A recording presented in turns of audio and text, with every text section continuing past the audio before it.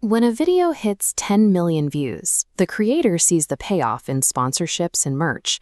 But the editor, who spent 40 hours building the pacing that kept those millions watching, is often working for a flat fee. For the labor of color grading every shot and syncing every audio layer, the payout might be $1,000, sometimes significantly less. This disparity exists because most editors are trained to sell their time, rather than the value of the final product. This illustrates the problem with time-based pricing. As you get better at your craft, the time to finish a project drops. If you charge by the hour, increasing your speed results in a direct pay cut. You are essentially penalized for becoming more efficient.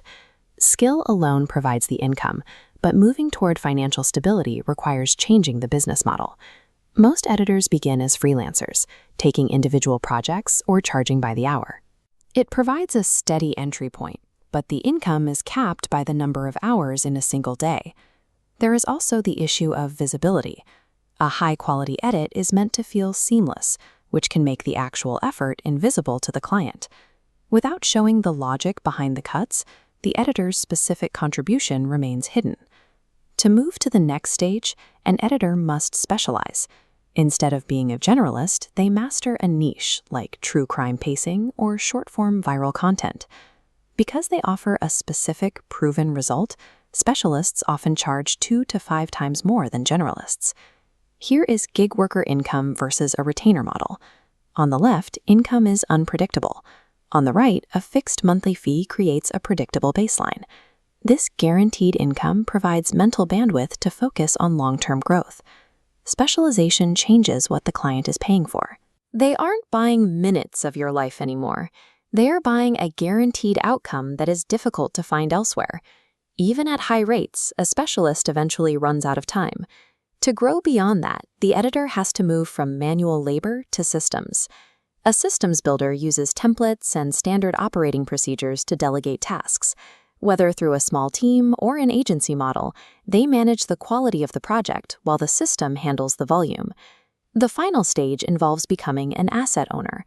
This means doing the work once to create a product that can be sold repeatedly, such as a course or a software tool. These assets can include transition packs, LUTs, or sound effect libraries. Because the labor is front-loaded, a single well-designed product can generate income without requiring new hours of work for every sale. Here is how an editor layers revenue. The foundation is active retainers. The middle tier is scalable agency work. The top layer is digital products. Combining these streams changes your financial picture. Income flows independently of time spent at the computer. This transition marks the difference between running a service and running a scalable media business. In the first year, the focus is on skill and reputation.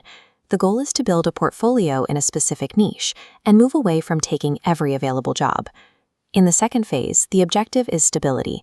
This involves converting one-off projects into monthly retainers to ensure the income is predictable. The third phase introduces leverage. By building one digital product, like a preset pack or a specialized course, the editor creates a stream of income that isn't tied to their daily schedule. The fourth phase is about scale. This could involve hiring other editors to handle the workload or building a personal platform to reach a wider audience. In this context, freedom means reaching a point where income is no longer solely dependent on the hours you spend at the timeline. Success in the creator economy is a transition from invisible laborer to the architect of your own assets.